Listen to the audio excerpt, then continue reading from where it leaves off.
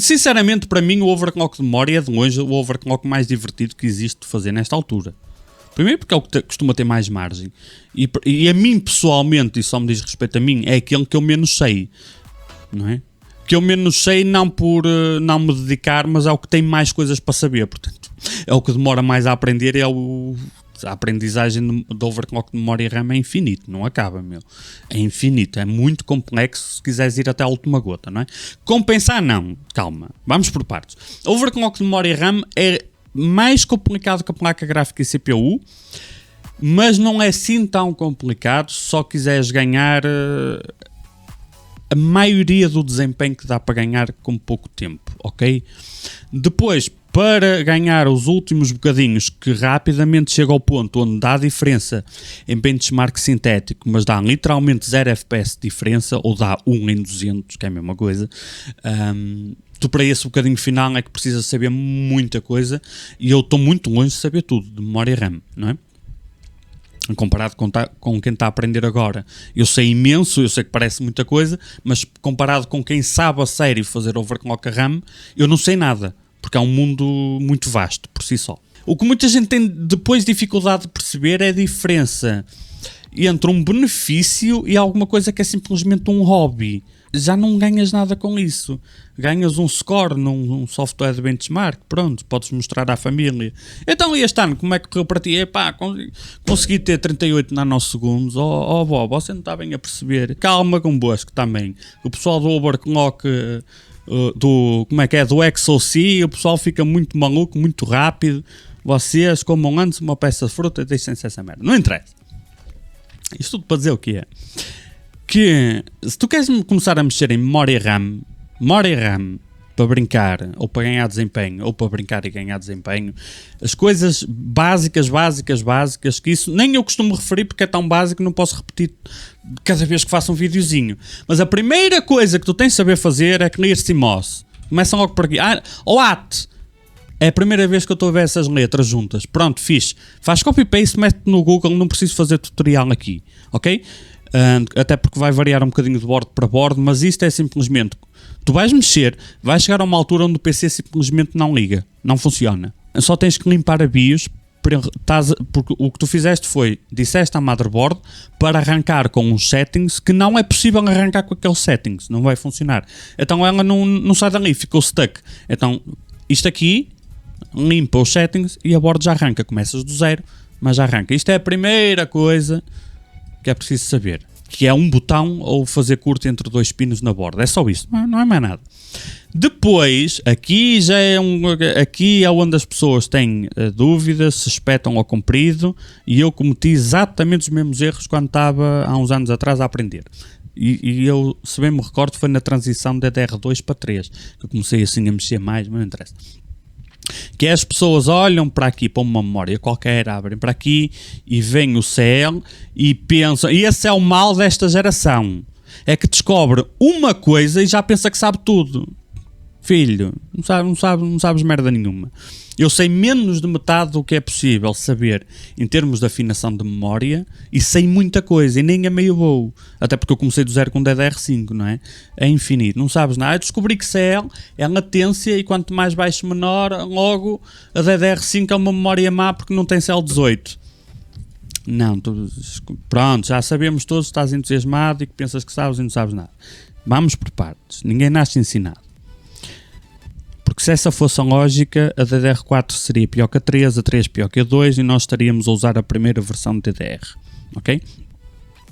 CL tem a ver com latência, mas a latência que interessa para a CL há um termo que se utiliza em hardware que é True Latency, e existe uma forma de calcular isto, ok?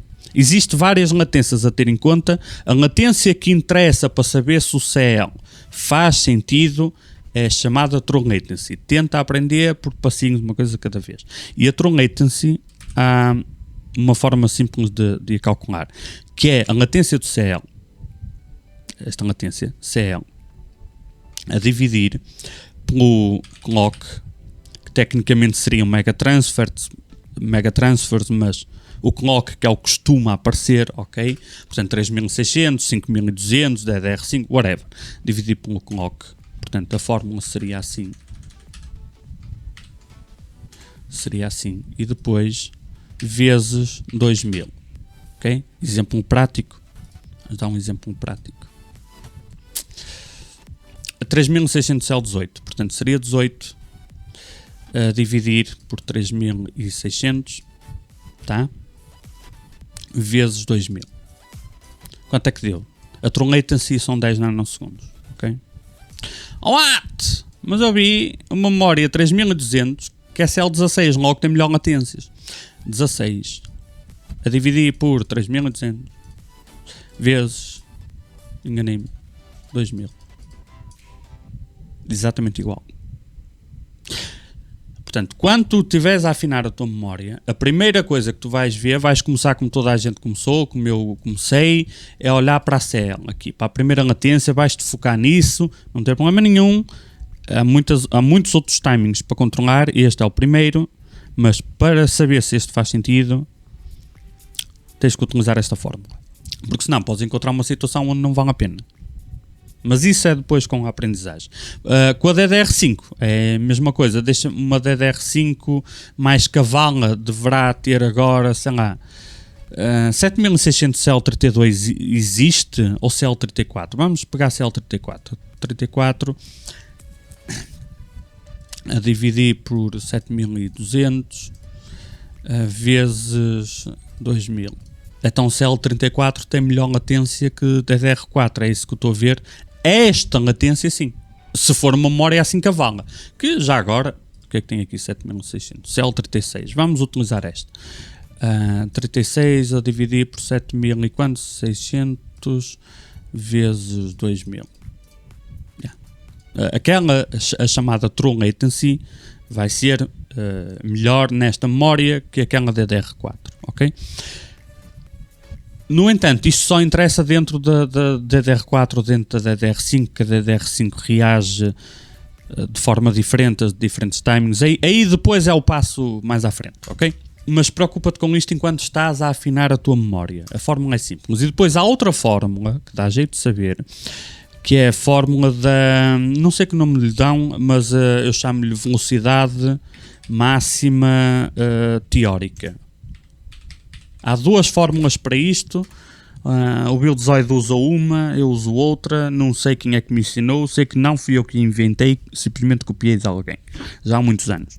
A velocidade máxima teórica é tu, olhando para a especificação da memória, tu sabias, na teoria, se não houvesse nenhum tipo de obstrução, a obstrução vai ser tudo está envolvido, motherboard, CPU, controlador de memória, núcleo, tudo que envolve o PC funcionar vai ser uma obstrução a não ter a velocidade máxima teórica. Mas na teoria, se não houvesse obstruções, qual seria a velocidade máxima? Vamos pegar nesta aqui. E na teoria, qual seria a velocidade máxima desta memória? Porque depois tu vais fazer testes ao afinar a memória. Uma coisa que é importante saber para afinar a memória é tu tens sempre que fazer testes de velocidade, latência, leitura, escrita, para saber se não estás a perder desempenho. Porque é a primeira armadilha, isto até está a funcionar, ou parece que está, mas quando vais fazer testes perdeste desempenho. Acontece, shit happens, e aconteceu-me muitas vezes. E acontece-me constantemente, não é? Por isso é que eu estou constantemente a testar se estiver a mexer. Esta aqui, tu fazes como? Tu pegas na velocidade dela. Tecnicamente isto não é megahertz, é megatransfers, mas caga nisto para aprender. Portanto, tens o clock vezes os bit vezes os bit. Já te vou explicar o que é isto. Assim e depois a dividir por 8, que é para converteres em megabyte, ok? Porque normalmente a leitura é feita em megabyte. A informação, os benchmarks normalmente estão em megabyte, mas não é obrigatório. Então tu tens 6000 vezes quantos bits? Abres o CPU-Z. O meu CPU-Z neste caso vai ser um mau exemplo, porque eu estou com 4 pentes de memória a 4400, mas estou a meio de umas experiências, não interessa. E tu vens aqui aos bits, e vês que está 4 vezes 32, quer dizer que está em dual channel, na prática. Vais ver em memória DDR4 que está 2 vezes 64. É exatamente a mesma merda. É o erro que muita gente cometeu com a DDR5 quando apareceu. Uma memória já é dual channel. Portanto, não é preciso duas para fazer dual channel, porque agora se meteres duas é 4 e uma confusão. A memória, a DDR5 sim funciona como se fosse dual channel, só um pente, mas metade da velocidade de cada um, ou metade da largura de banda. Não complicando, nesse aspecto vai ser a mesma coisa. Uma DDR5 em dual channel vai aparecer 4 vezes 32, uma DDR4 vai aparecer 2 vezes 64, mas tu tens 128 bit se estiveres em dual channel. Então é 6000 vezes 128 bit. E agora divides por 8 só para saber o valor em megabyte. Então tu sabes que a velocidade máxima teórica desta memória será de 96 GB de largura de banda. Mas por um caso extremo, se tu pegares e com um caso isto num Ryzen 7000, isto cai para os 70 e tal, abaixo de 80 certamente, não fica nem perto de 90. Por outros motivos que eu já mostrei, aí já é mais avançado. Outras limitações da plataforma. Com o Intel já vai ficar na casa dos 90. Nunca vais ter os 96. Mas a cena é, imagina que tu pegas numa memória, isto pode dar 100 e tal mil, pode dar 40 mil, é o valor que te der. Imagina que tu pegas numa memória que é 3200, estás a fazer overclock para 3600 e 3600 vezes 128, agora a dividir por 8 vai dar 57.600. Imagina que começaste e aquele estava-te a dar 45 mil. Nos testes de velocidade de leitura sequencial, né? Estava a dar 45 mil. E tu, mantendo a mesma velocidade, 3600, em vez de 47 mil, imagina, já estás a 54 mil. Opa, já estás muito próximo do máximo teórico. Já é um feito isso. Portanto, depois com a experiência, tu consegues-te a perceber de se ainda é possível mais alguma coisa ou já estás a esbarrar na parede.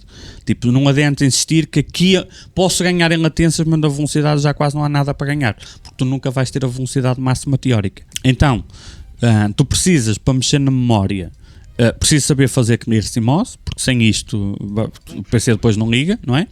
Depois, precisas de saber esta fórmula da True Latency, que é para perceberes na prática quando é que a relação velocidade e esta latência fazem sentido ou não fazem, e dá-te jeito de saber a velocidade máxima teórica, para saber se estás próximo ou extremamente longe daquilo que teoricamente seria possível atingir. Ok? O resto, depois é... Isto imagina que é a aula número introdução ao OC de RAM. É isto, é o A e o U. E confia em mim, tirando o CMOS porque tive que aprender à força, adivinhem como, isto aqui eu não aprendi no início e cometi muitos erros, os mesmos erros que vocês cometem quando estão a aprender, que pensam que sabem e não sabem merda nenhuma. O único erro que eu não cometi é dizer aos outros que não, tu estás errado, oh mano, que esta CL16 é melhor do que essa CL18. Esse erro, felizmente, eu não cometi porque eu sabia que não sabia nada. Mas cometi o erro a pensar para mim, estou a conseguir grande cena, e afinal não estava a conseguir merda nenhuma. Estava a dar um passo para a frente e 3 para trás. Parecia o Michael Jackson, quando estava a aprender, não é? Portanto, isto ajuda imenso. Depois é a aula 2. Depois vem a aula 2, não é? Temperatura da RAM. Se a tua RAM não tiver sensor de temperatura, muitas DDR4 não vão ter sensor de temperatura, pega numa ventoinha qualquer, grande, pequena, qualquer, e aponta para a memória. Se quiseres brincar com o OC de memória, aponta para lá, porque existem timings que são extremamente sensíveis à temperatura.